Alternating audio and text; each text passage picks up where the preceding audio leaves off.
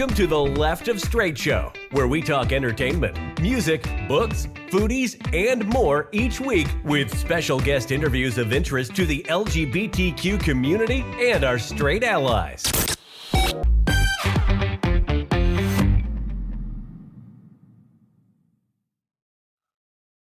Alrighty, guys, we are back. It's time for another 5 questions with. Today, my guest is the hilarious comedian, sketch artist, and actor, Mr. Tim Murray. Tim, how you doing, my friend? I'm good. How are you, Scott? Doing fantastic. Thanks so much for playing 5 questions. If you missed my full interview with Tim, we had him last week. He played an amazing show in Cleveland last week, and he's got so much things happening in Edinburgh, Scotland, in Sandusky, in Texas, in all over the place. So be sure to look for that. We'll give you how to find that later. You ready to play little 5 questions? I'm ready. Hit me. All righty. Here we go. Question number 1. If you could give your younger self here in Ohio some advice using only 3 or 4 song titles or lyrics, which ones would you choose? That's such a hard question. I would say, intoxicate me now. Think I'm ready now. Think I'm ready now. Ooh. Nice. I like it. Ooh, mysterious. I love it. All right, question number 2. Of course, we came to know you for your fantastic Slumber Party podcast with some of the who's who in entertainment.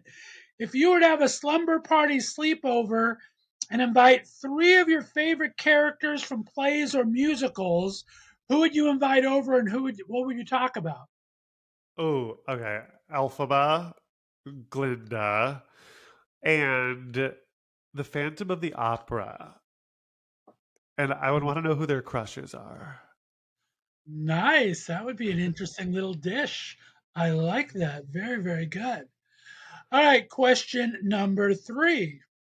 Speaking of Elphabas, if you could bring 3 of your favorite Elphabas to Cedar Point for a day, which would be the 3 you choose, and what would be the first place you take them there individually? Okay, I would take Lissa de Guzman, who is actually my dear friend who I've known before she got Alphaba. She's the most recent national tour Alphaba.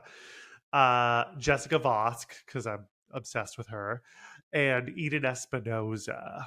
And we would go see the shows at Cedar Point because they are so fun. And a lot of the times the singing is so good. It's like really there's so many talented people working at Cedar Point. So we'd go see a show and then we would go ride the Millennium Force and we would go during Halloween time. We would go during Halloween weekends and we'd do a haunted house as well. There you go. I love it. Good choices all. All right, question number 4. We'll stay in the Wicked theme here. If the Land of Oz had a reality TV show, like in the style of a RuPaul or something, which characters from Wicked would participate? What type of fabulous and fierce contest would it be? And who do you think would win? Well, I think it would be like a drag competition show because the costumes in Oz are so over the top and so wild. Uh, Elphaba would be voted out first because her drag is just like kind of simple, and I don't think she was like, other than flying, she just doesn't have it as much to offer. Glinda would make it to the top. Madame Morrible would probably win, and runner up would be Dr. Dillamond for sure. I like it. Very cool. All right. Question number 5. You surprise your fiance with a proposal. What's the most shocking or surprising thing your fiance has done for you? And if he were to take you to your favorite city, to your favorite restaurant for your favorite meal, what would all of those be? Oh, when I came back from Edinburgh the first time, he was in Orange County, and I was supposed to have to drive down there to pick him up the next day after flying for like 8 hours or whatever it was, longer than that, like 10 hours from Edinburgh to LA. Um, And he surprised me by being in the house already. He'd Ubered up from Orange County, which is insane and so expensive, but such a nice thing that he did for me that I didn't have to drive down there. And I like cried. It was very, very great. And he would take me to Edinburgh because that's my favorite city in the world. I love it so much during the Fringe. And we would see a show, probably something really weird and offbeat. And we would honestly just go to like a crepe stand and just eat like junk food crepes. I like it. Very, very cool. You survived 5 questions. Thank you very much, Tim Murray. Woohoo! All righty, Woo! my friend. Let everyone know where they can find you on social media. You have some amazing TikTok and YouTube videos, and where they can find your schedule to see if they can maybe catch you in live in person in the upcoming You months can here. find me at tmurray06 on TikTok, Instagram, and YouTube. And you can find my upcoming schedule in my bio on Instagram or on TikTok in my link tree to see which cities I'll be in next, baby. Fantastic, guys. That is 5 questions with the incredible Mr. Tim Murray. Tim, thanks so much. Guys, stay tuned for another 5 questions with. They happen every Tuesday right here on the Left of Str8 Radio Network. Have a great day. Bye bye.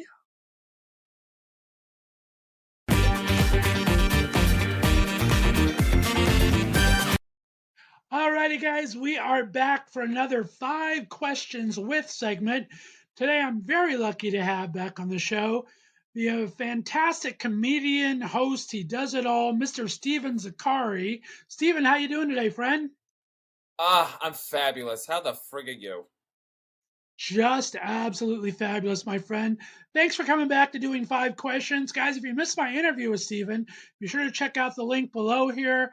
We had a great chat. He's going to be in P Town all this summer and has so much fun stuff going on to talk about. So look for that. But are you ready to play 5 questions, Steve? Let's do it. All righty, here we go. Question number 1.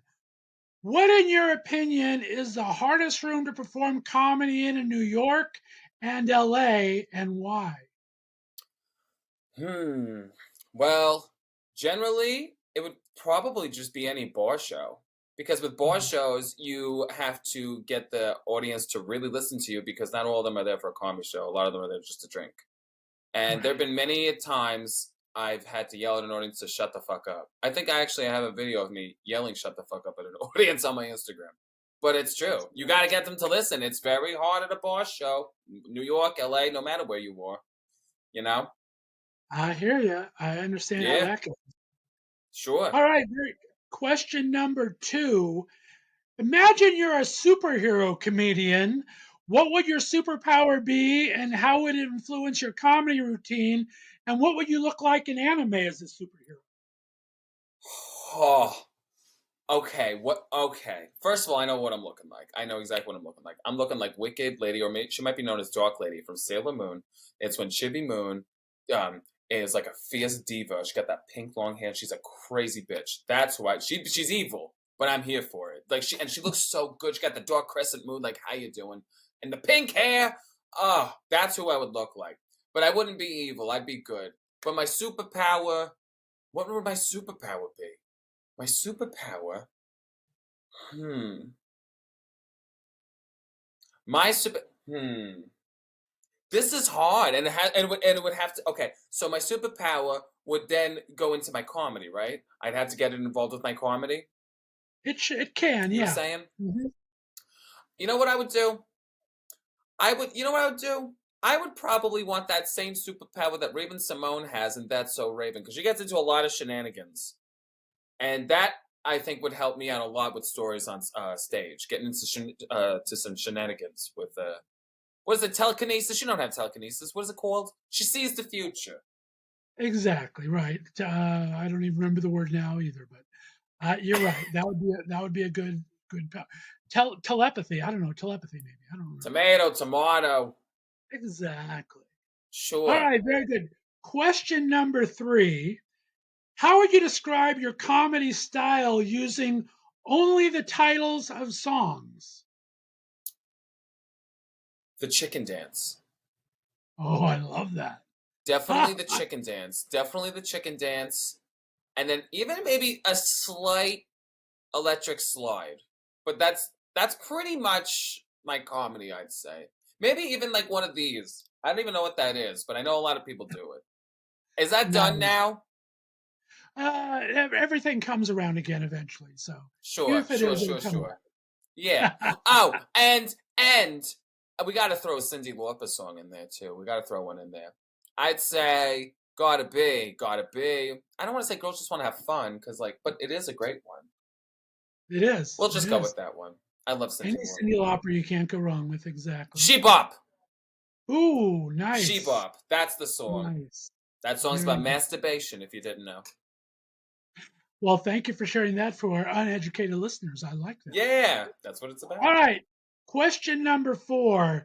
If you could add a new holiday on the calendar that celebrates something or someone hilarious, what would it be and how should people celebrate it? Hmm. Hmm. Hmm. This is hard. Okay, a holiday. A holiday. Okay. Okay. I think, you know what? Let's just be real. We should have a straight Pride Month. Just kidding. That's every fucking day of the year. But I do think the way you celebrate it is by watching a couple of seasons of 2.5 Men. That seems pretty straight, right? That seems pretty straight, right? You know what? I think that's how you'd celebrate. It's a straight Pride Day. You wear cargo pants. You watch 2.5 Men. And you have what kind of bumper sticker? Not would you have a bumper sticker? No, you'd celebrate by getting those nuts, those truck nuts, and you gotta hang yeah, them. exactly. Yeah. That it's just for the day. It's just a straight Pride Day. We don't There you need go. it. The bull testicles hanging from the back of the truck. I like that. Yeah. Definitely 2.5 Men though. Definitely watching that. Very cool. All right, question number 5. Which fictional character would you love to collaborate with on a comedy show, and what would your act look like? Fictional character, so we're talking like not necessarily cartoon, like a human person. It could be any one character from Ah, cartoons, from real life TV shows, any okay. kind of a fictional character you'd like to do a comedy show with. You betcha. It's Dolores Van Cartier's Sister Act. Okay? Come on, Whoopi Goldberg. Do you know that fucking movie? Let me tell you about that movie. That film movie, how dare I? That movie is, that was my biggest gay awakening. When you see Dolores in that first scene, when you see her in the gold dress and she starts singing to them, and she's like, you don't give a shit. I'm like, I am her. I'm her. And so, like, the comedy show would definitely, yeah, I'd be doing a little stand-up bit. She would definitely do some stand-up bit, but she's singing. And she's going to be swinging around the audience, but not like in Sister Act 2, back in the heaven when she gets all crazy and it all goes wrong. It's all going to go great. And it's going to be wonderful. And we're going to have matching purple mink coats, but fake. Nice. Fake. Style is everything, my friend. Style is everything. And that won't be Photoshop. That will be real. You know? Oh, that's awesome. Steve Zakari, thank you so much for playing 5 questions. You made it through. Woohoo! Woo! Go ahead and do me a favor. Remind everybody, all my listeners here, where they can find you on social media, any gigs you have coming up this summer, and let them be able to find you, my friend. Sure. You can find me at Hey Steven Zakari on all the social medias, mostly Instagram, how you doing, or StevenZakari.com. You can find all my show dates there. I'm going to be in New York all summer and P-Town on the weekends, so it's going to be fierce. Come hang. Bada bing, bada boom, my friend. Yeah. Steven Zakari, thank you so much. We appreciate you guys. If you haven't listened to our interview, check it out. The wonderful Steve Zakari, everyone. Thank you, Steve. Hello. I appreciate you, my friend. Thank you. You're the bomb.com. All right, stay on the line, guys. We'll be back in just a little bit. You're listening to Left of Str8 Show right here on the Left of Str8 Radio Network.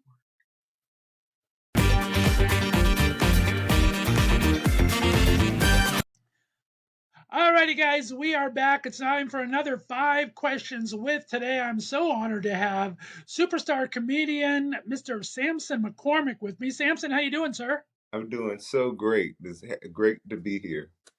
So glad to play 5 questions. If you missed my interview with Sampson, we talked about a lot of great things, and he has an amazing YouTube channel. Check out the links below on that. Sampson, you ready to play 5 questions? Let's play. All right. Question number 1. What is the most surprising city or venue that you killed in that you might not have expected?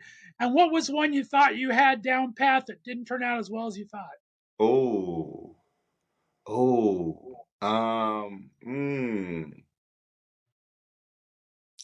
that's a good question.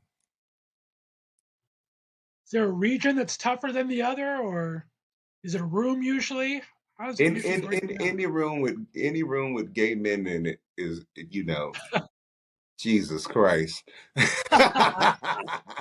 You know, I I hear think that. I think I would say that. I think the my audience, the audience that comes out for me are mostly older gay men. So if they buy tickets to come to my shows, they're probably over 40, 45 years old, 50, 60, the 70 plus. Those folks come out and see me, and they're a beautiful audience. They get me and I get them. But when I get booked to do I remember I did some sort of like Pride getaway weekend in Dominican Republic or something. And it was in this really beautiful nightclub, about 200 gay men, and they made me want to go stick needles in my eyes after that show. Oh no. Oh, that is terrible. All right. Well, question number 2. You were able to Freaky Friday body switch with someone for the day. Any comedian, living or past, who you want to switch with, and what will you do while you were them for the day? Okay, just the experience life is them. Yeah. Oh,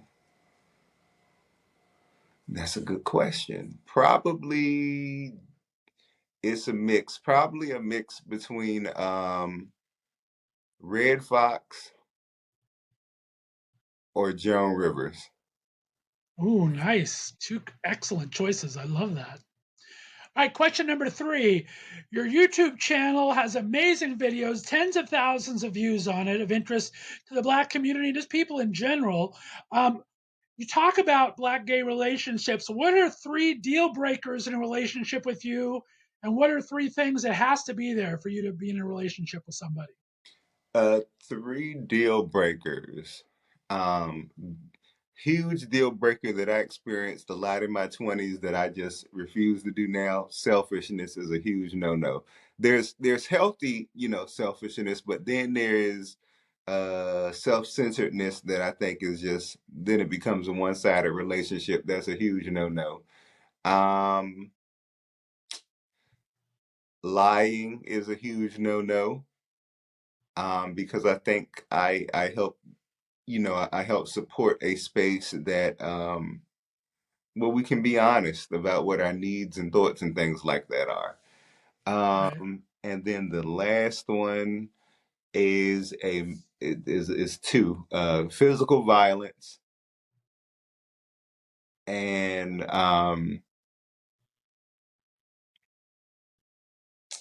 negativity, excessive negativity. Those four things are big no-nos. Green flags. Um, Support. It's very important to be mutually supportive of each other. Um, freedom to be exactly who you were before the relationship. We should not be hampering each other's space or cramping each other's style. I think as long as there's mutual respect, I'm here to support you being an even better version of yourself than you were before we got together. um and I hope likewise. And the last green flag, I think I like a bit of spontaneity, and I like to talk a little trash. So I guess sense of humor and adventure, um, being able to jump up one day and say, "Hey, let's go on a road trip," or let's rent a cabin in the desert for the weekend and hang out and watch movies and cook together and that sort of thing. I love that. All right, question number 4. We talked about your acting and writing and directing. You've had some amazing projects out there. We're in the middle of reboot central. Everything's old is new again. If you could reboot any TV or sitcom or television show with an entire black cast, what would you like to see rebooted in with a black cast, and who would be your main stars that you would want to see in it?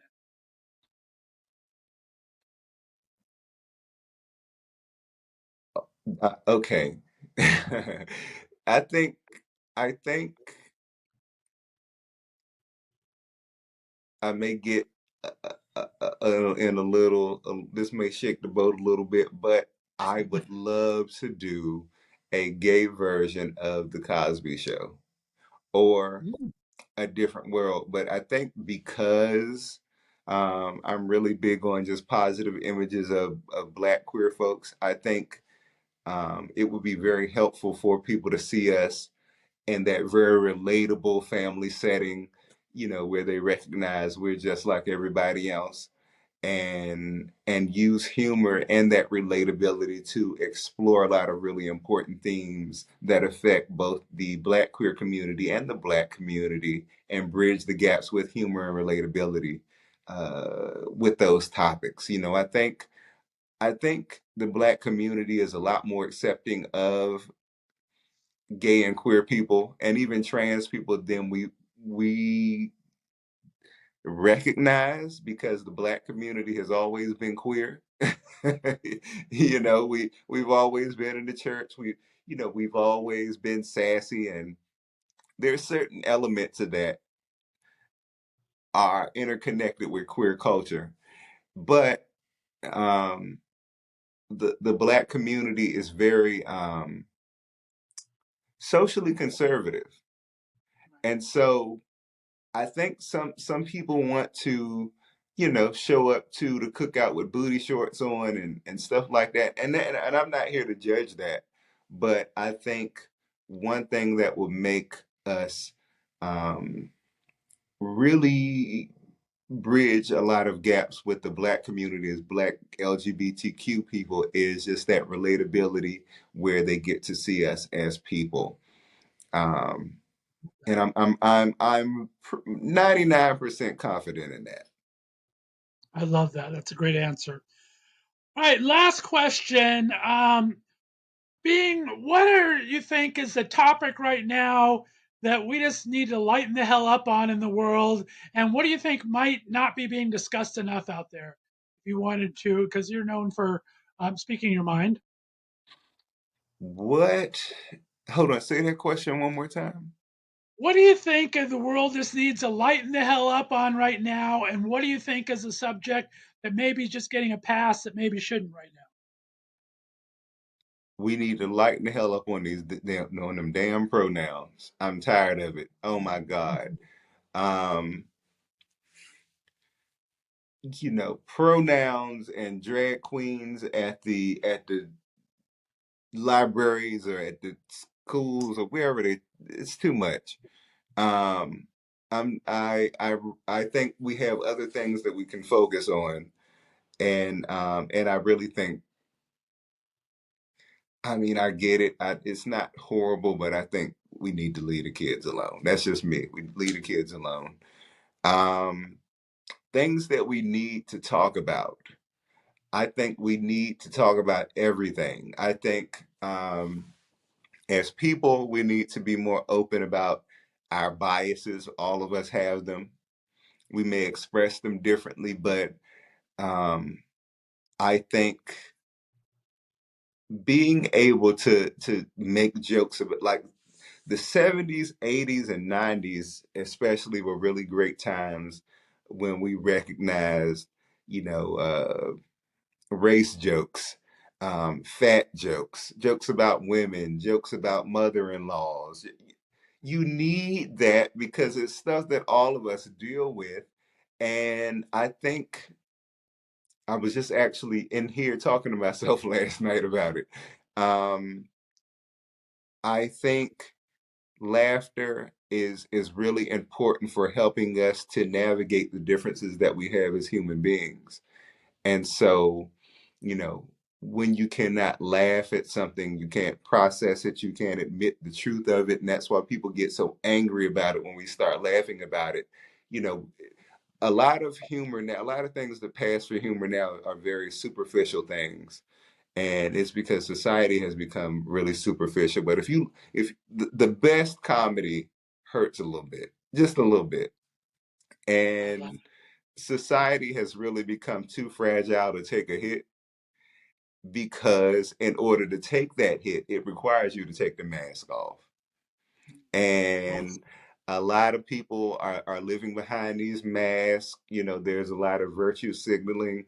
And it's not because you really care about fat people, or you really care about the elderly or women or Black people or gay people or trans people. You want everybody to look at you and go, oh, wow, you're a great person. And what's the point of doing any of that if it's all performative?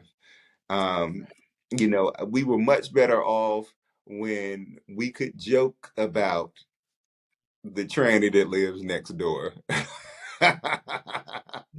But Exactly. even though we joked about that person, we could also laugh with that person at one time. And you know, if somebody talks some shit to you, you could talk some shit back to them.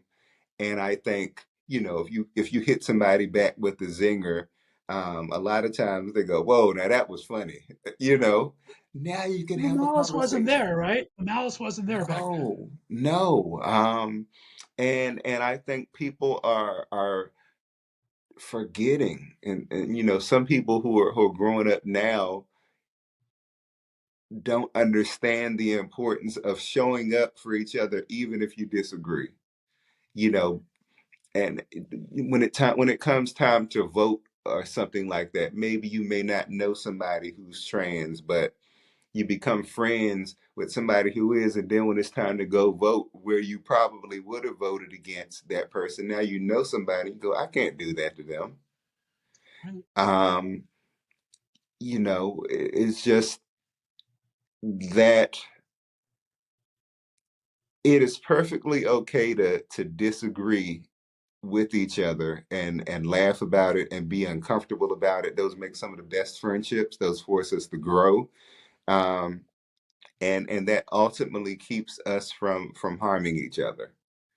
And so all the human condition, we cannot be afraid to laugh genuinely about the absurdity of the human condition, especially now. Well said, my friend. Well, you made it through 5 questions, guys. That was Sampson McCormick. You got to check out his YouTube channel. You got to follow him on social media. Where can they find you, Sampson? Yes, on Instagram at Sampson McCormick, and that's Sampson with a P, so SAMPSON, McCormick, MCCORMICK. We need to update the website. It's also SampsonComedy.com, which we have not put my new dates on there yet, but SampsonComedy.com, and Twitter at Official Sampson. And so you get different versions of me on each one of those platforms. I love it. Sampson, stay on the line for me, guys. Like I said, catch our entire interview right down below. We had a great conversation last week with Sampson. You're listening to 5 Questions With right here on the Left of Str8 Show. We'll be back next Tuesday with another 5 Questions With. Have a great day, everybody.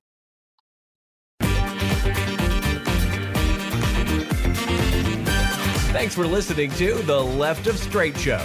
Be sure to subscribe on your favorite podcast distributor, and please give us a 5-star rating so more listeners can find us. You can follow us on social media, and be sure to check out our website, www.leftofstraightradio.com, for contests and other news and information. See you next week.